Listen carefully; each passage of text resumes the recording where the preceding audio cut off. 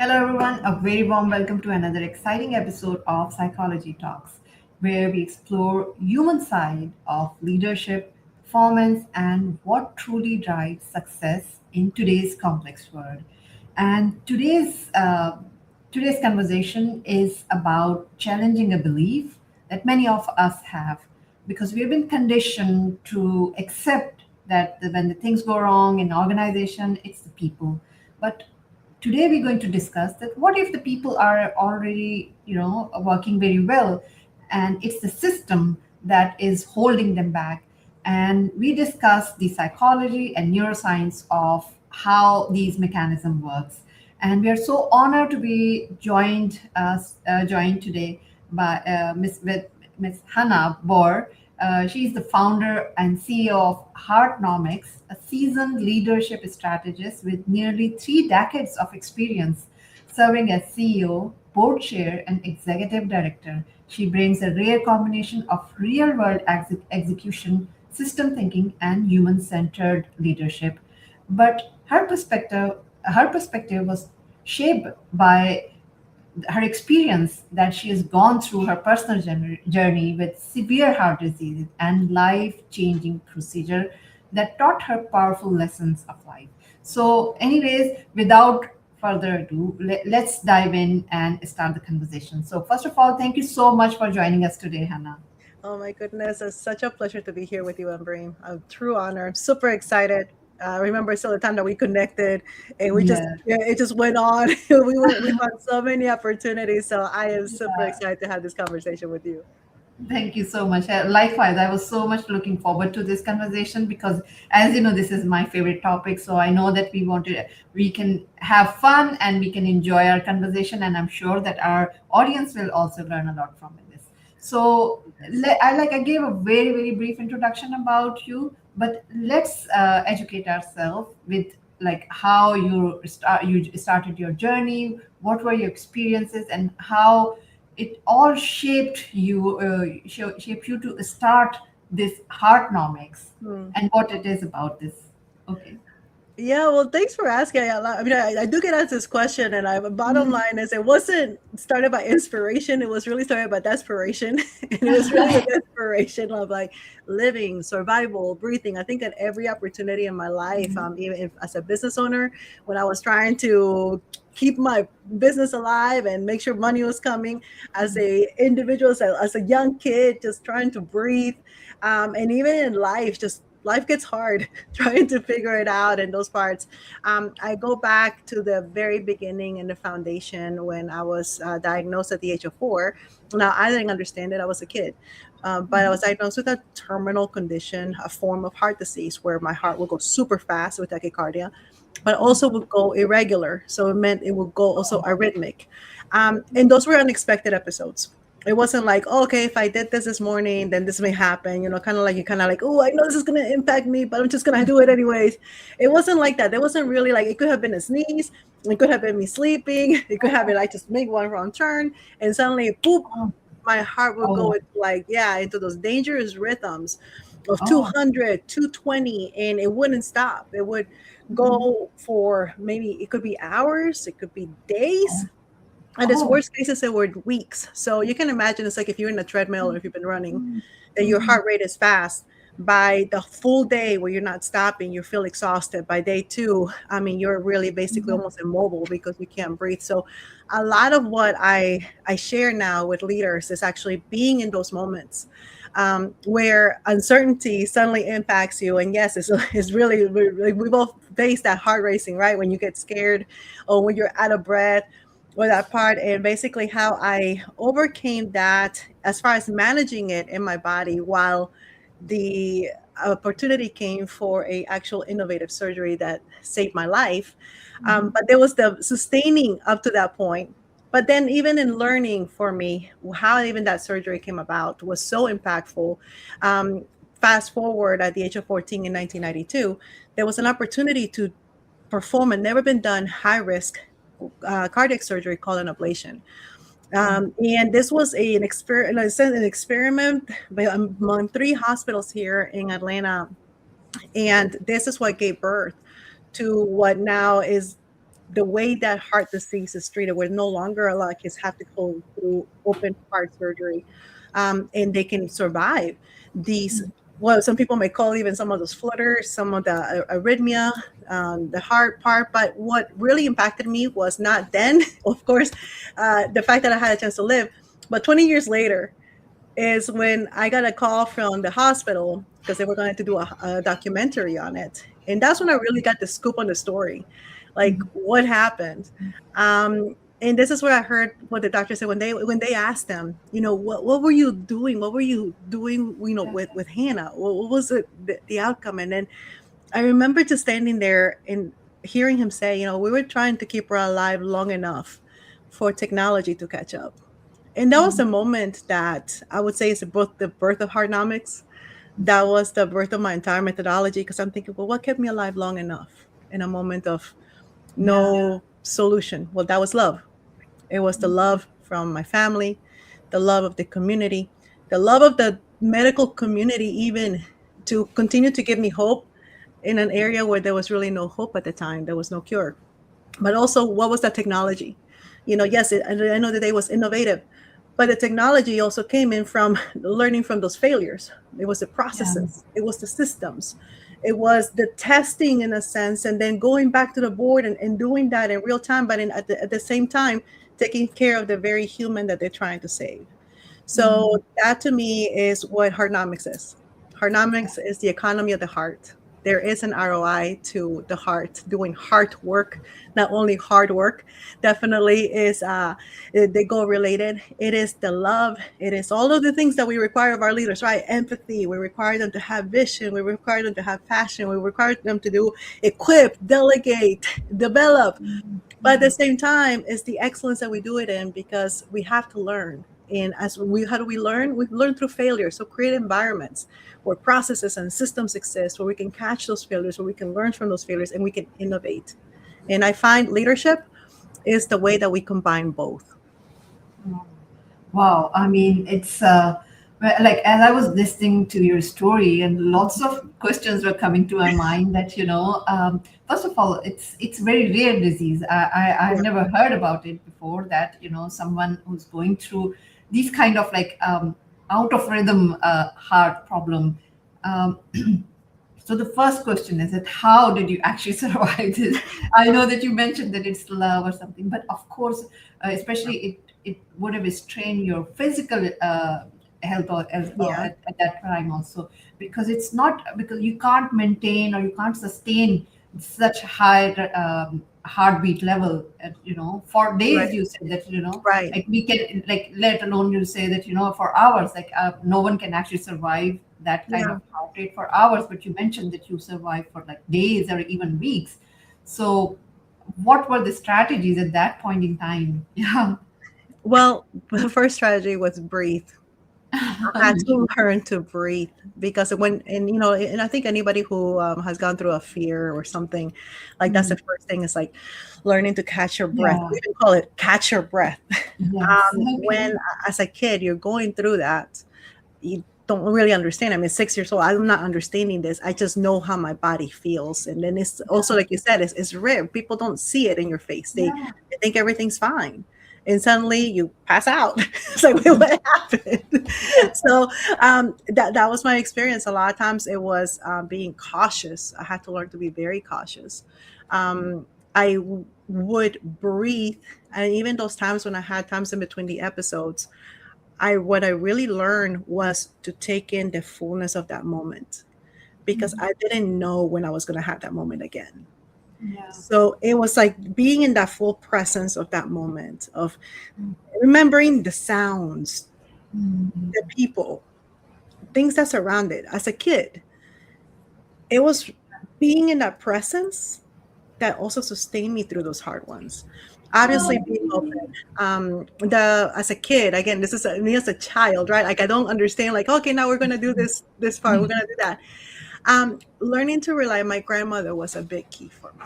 My grandmother, when I would go through these episodes, they're very scary. So, what did it feel like? To imagine that you have your here, and suddenly your head's being held underwater, Oh, and you don't know yeah. when you're going to be able to catch up to take a breath.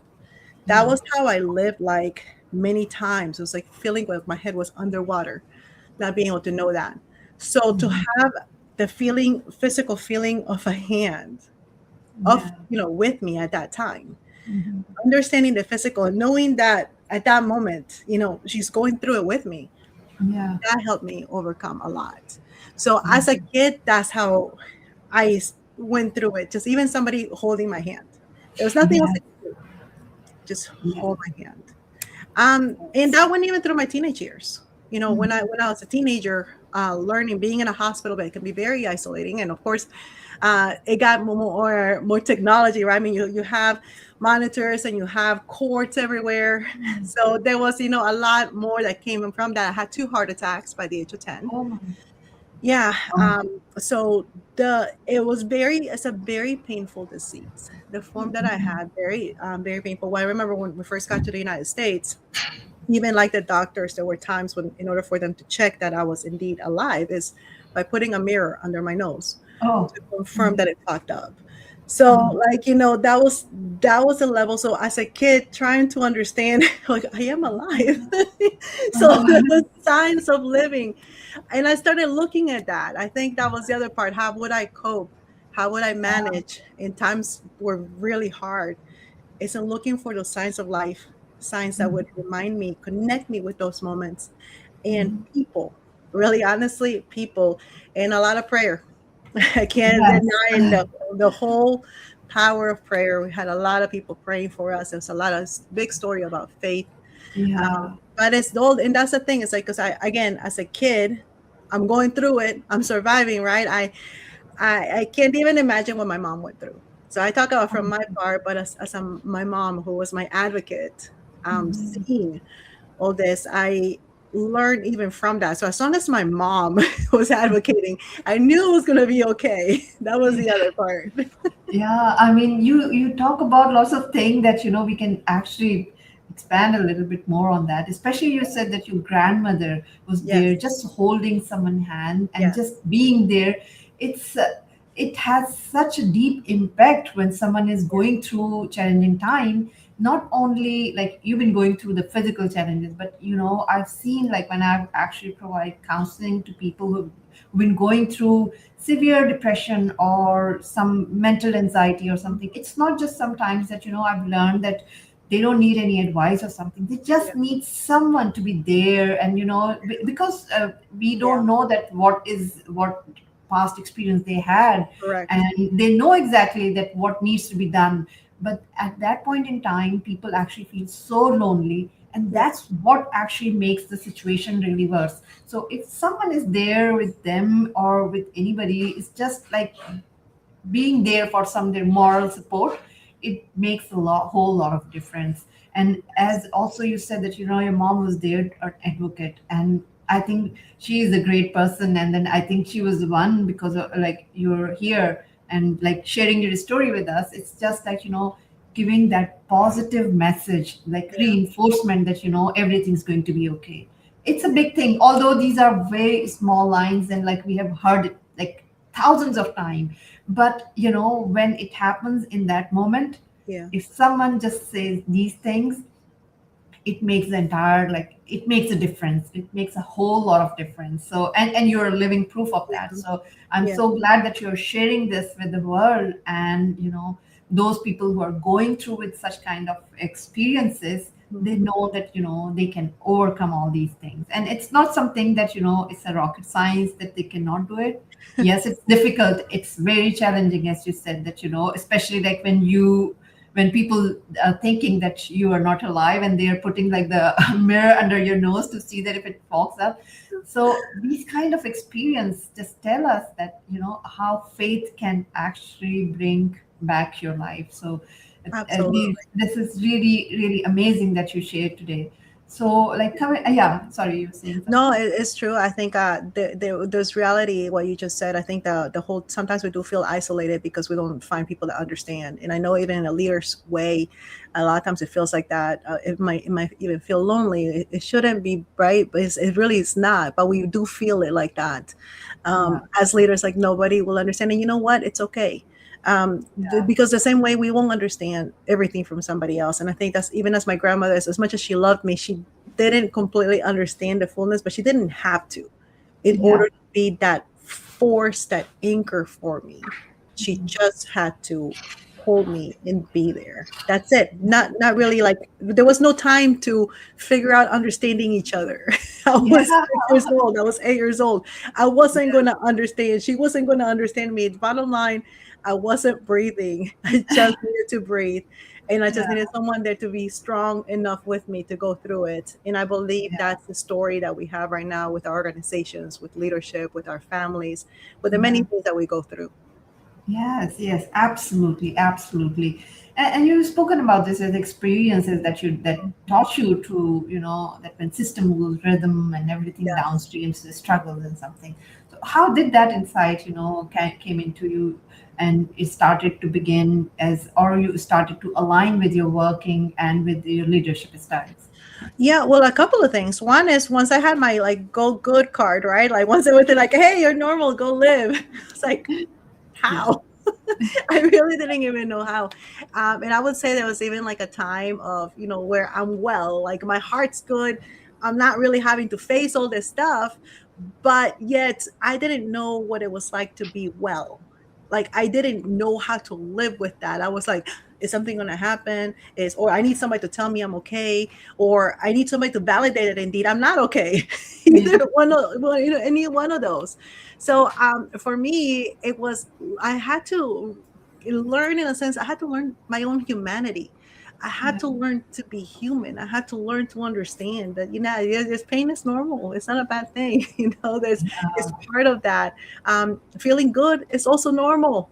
It's a part of life. yes, So the first thing was honestly when I talk about alignment, it was because again my own desperation of like how do you do this human thing when I've been inside a hospital for so long and people caring yeah, for me, talking for me, and all this other part.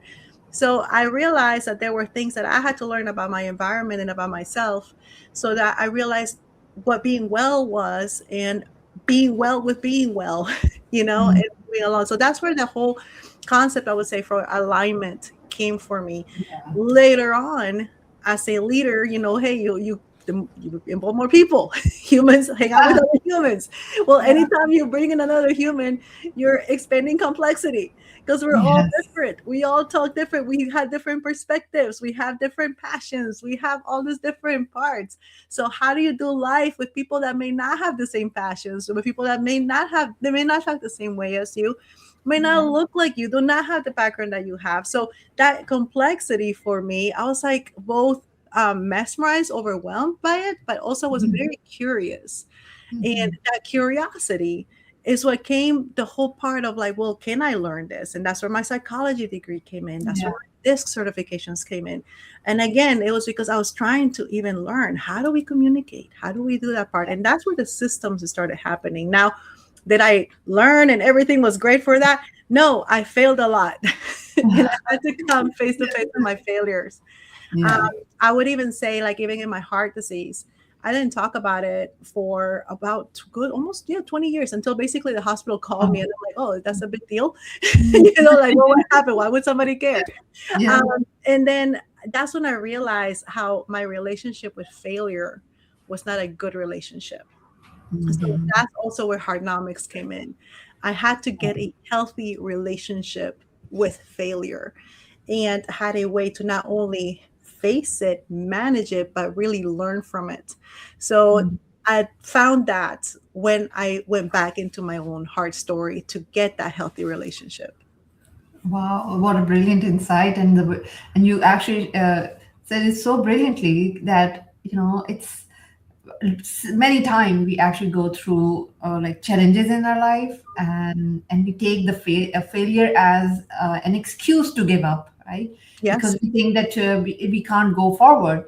But as you said, that failures are there, and they're there to teach us something, right? So, Yeah. and you learn from each failure that these are the things that happening to you is not happening for without any reason. They are there for a reason, and the reason is that you learn the lesson from it and make it, and start like telling people that how they can also survive in these kind of experiences, in these challenges, in these time of situations. So I think, and that's what you're doing, which is a brilliant work at this point in time, that a lot of people who actually go through these kind of challenges, they tend to give hope.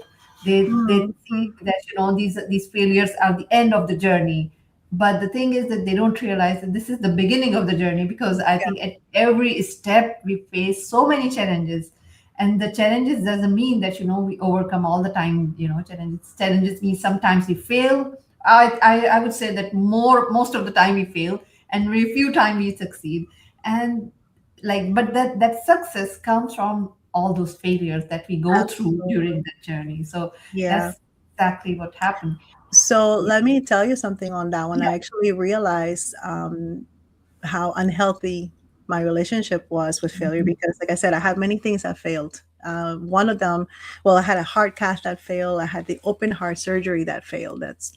And it cost a lot. Like, Oh, this was like the thing. This was going to be the solution. Like they yeah. had it, and now, again, going through the episodes, they immediately tested for my heart if it had worked, the open heart surgery, and it didn't. My heart immediately went into tachycardia, but now I'm cut open.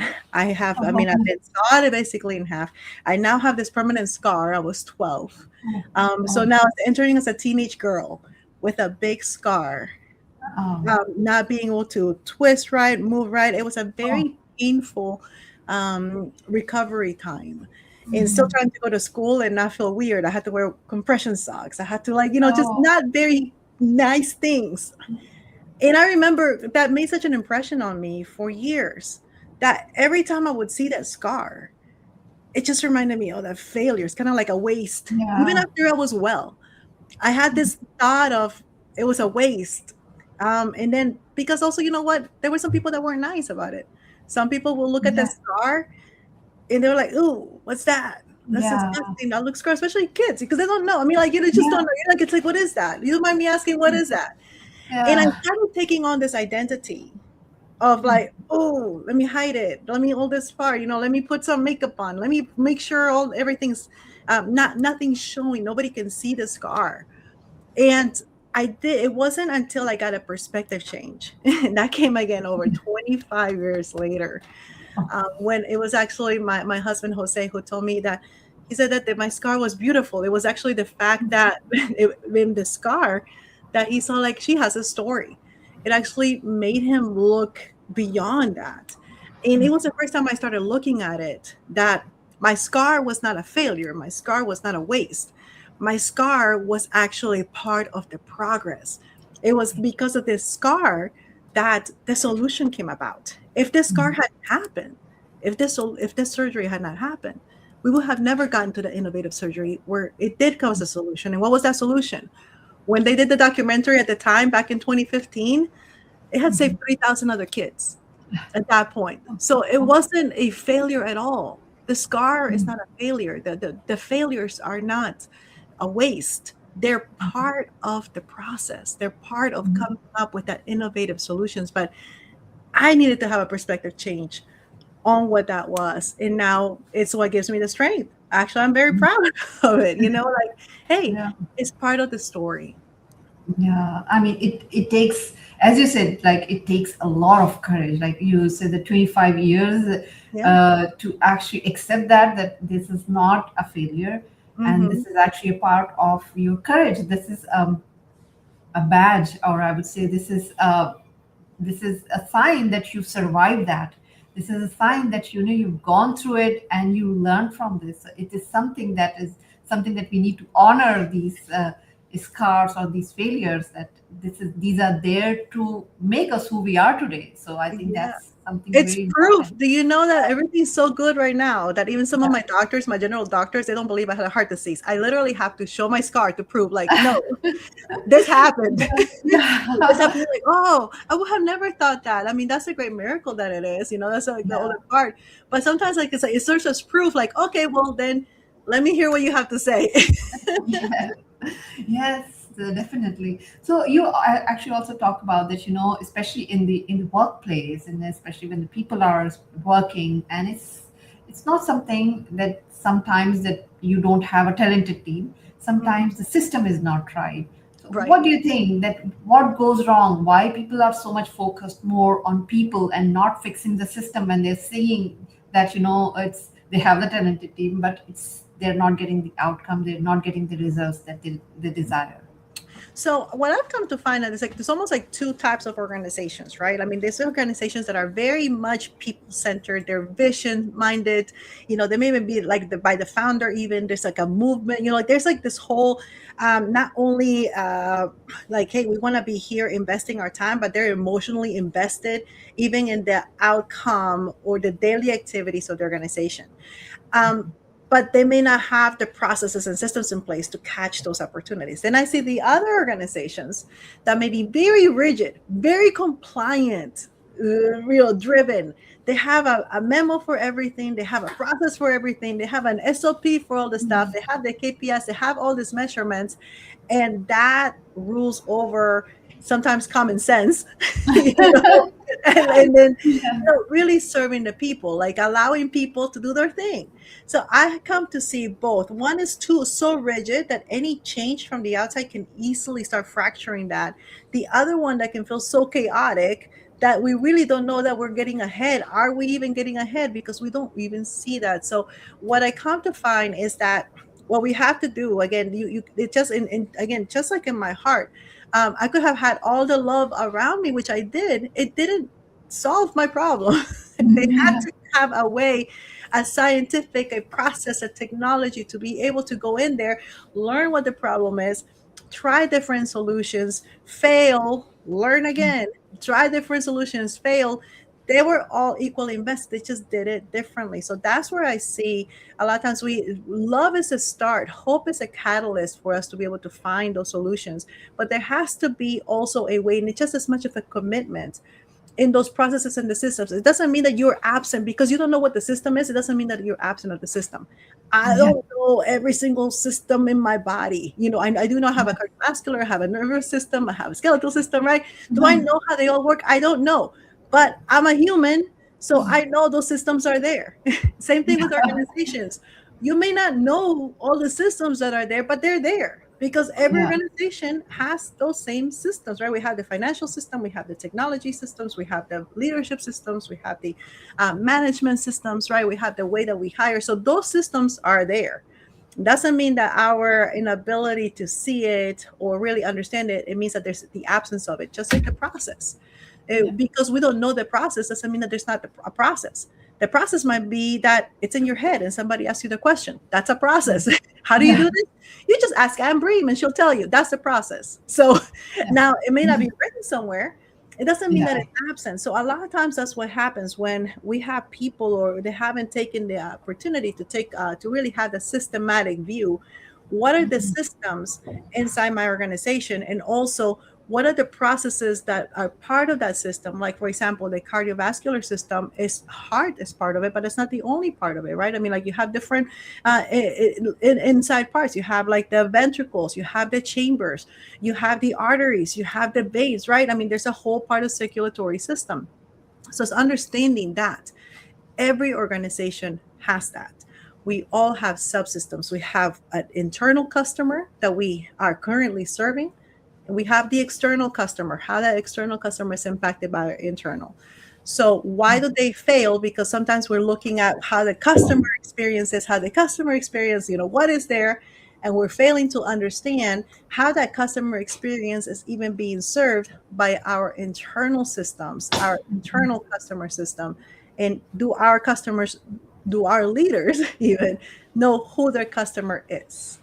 Yes, I think you actually explained it so well that that is the main dilemma I think of this these days, that organizations have become so complicated that they have systems and systems and systems, layers of like all those systems. But the thing is that they made all these systems to make things easy, Easier, which actually it does accountable. happen. Yes, does happen that it makes it easier, but sometimes it restricts the growth, because sometimes they have to go through these all the bureaucratic system that makes the people's progress really slower. I think Elon Musk has this in their organization, that they say that like they can bypass all the system. And what they do is, like, especially in Tesla, what they did last year, like I was not last year, like a few years back, I was reading his biography. They said like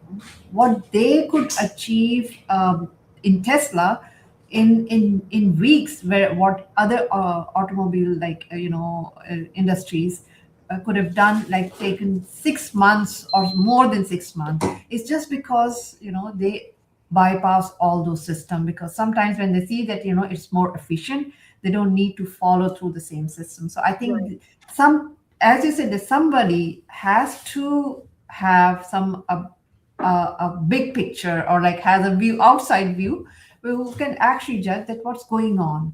So now I will ask that, what do you think, what are the early warning signs that an organization, these were early warning signs for any organizations to judge that they are going out of alignment, or the system is going somewhere wrong, or it's blocking their progress?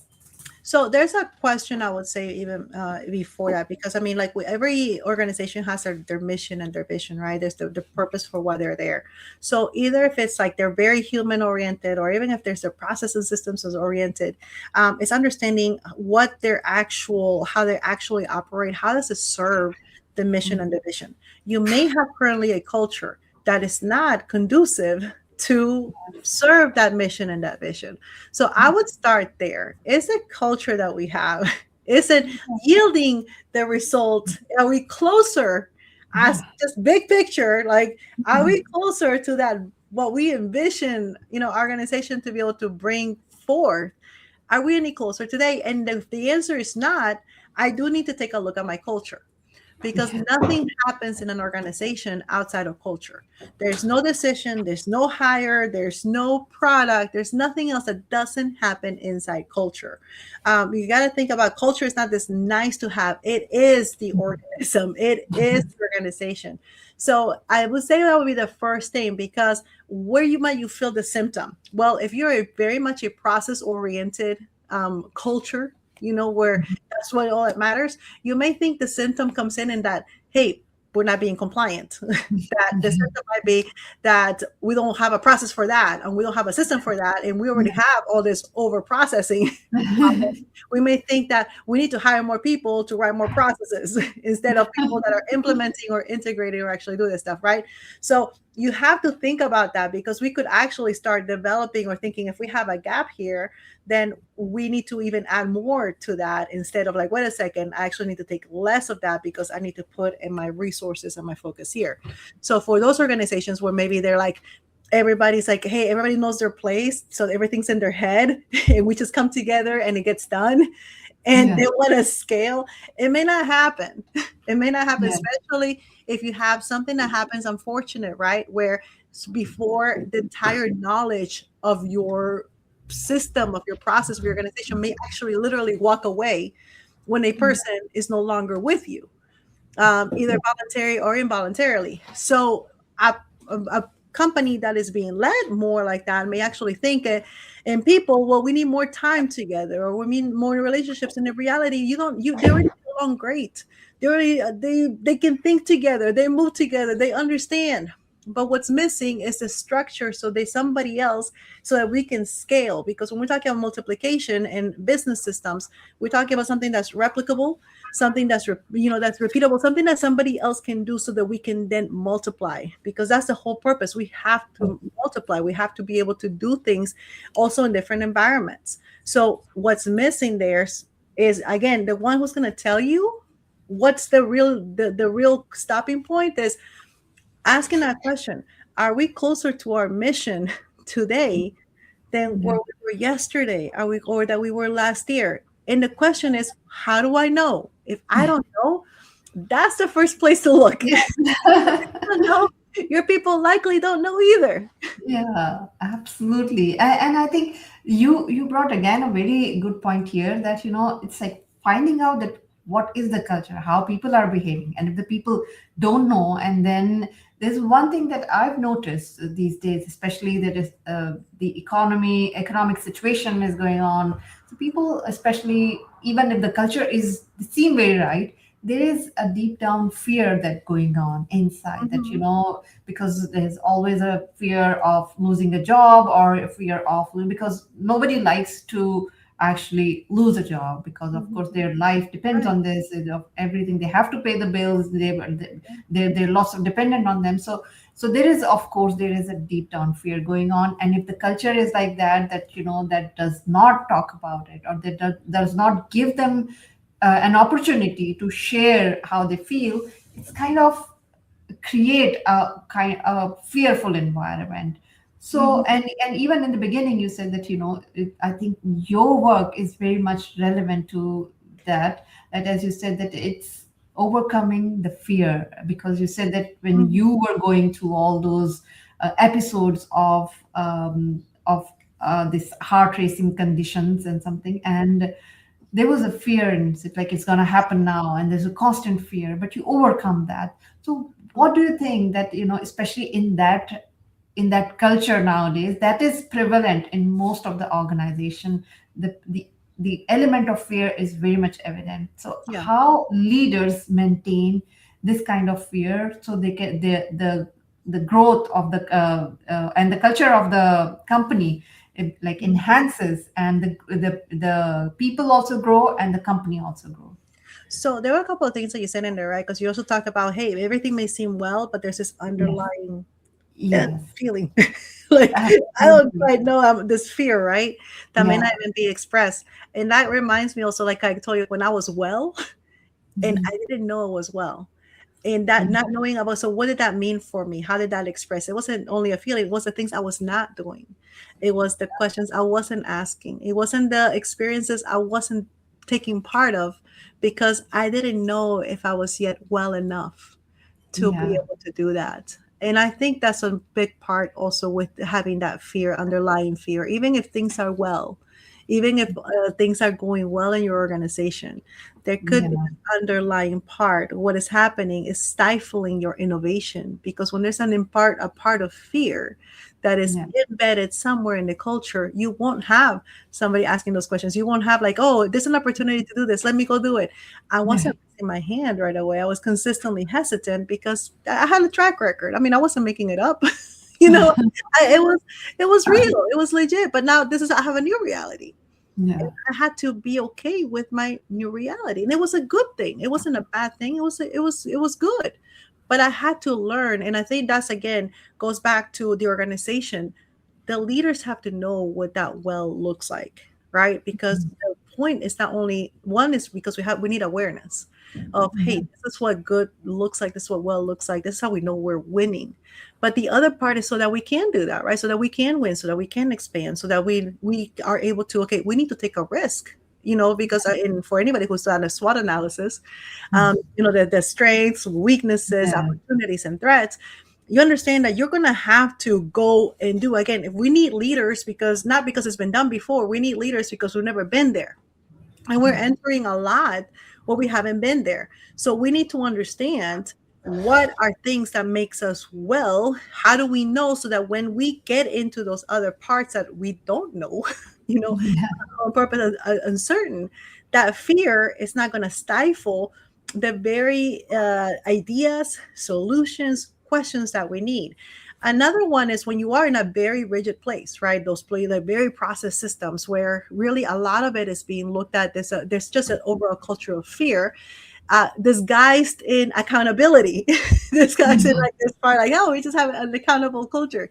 And Yeah. it's not that where you're using data instead of data to improve, data data to be able to adapt, data to be flexible. We're using data as a punitive part. Mhm. So that's where a lot of parts you start seeing. I mean, I've seen that a lot of times with tech departments, Yeah.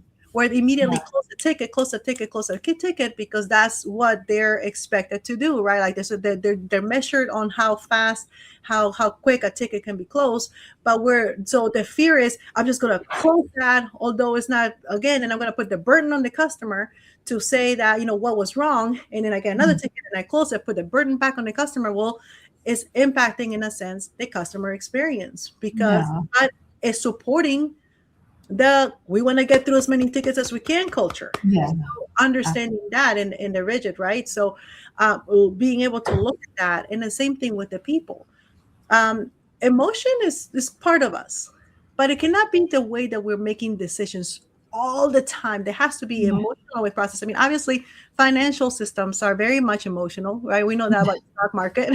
We know Yeah. about sentiment. We measure consumer sentiment. Sentiment is Yes. well, it's just another word for feeling. Okay, that's just Yeah. we measure how people feel. So Yeah. anybody who says there's no space in feeling in business, it's not true. We're talking Yeah. about sentiment all the time. We're talking about sales, exchange of emotions. So it's there. So Yeah. we do need companies that foster that, but we have to have a similar language where we're able to deal Mhm. with it and grow from it. So Mhm. that's the other system. For me, better is going to mean different than what better means to you. So we have to Yeah. come to an understanding what is better for this according to the mission, and how are we measuring better. So it's not Mhm. just like, Amber, you need to be better next year. Well, what does that look like? What does that Yeah. mean? So Uh-huh. it's being able, yeah, the ability to be able to turn qualitative data into quantitative data so that Yeah. we're able to then adjust, adapt, and implement. Yeah, absolutely. I love that. I know we can actually go on and on, and but unfortunately, the time is running out. So we just before I actually close the show, I would just ask you to give one piece of advice, and we say that if there's one thing you want every leader who's listening today to walk away with, what do you think? What would it be? Alignment, the importance of Hmm. alignment. And alignment doesn't mean taking on more.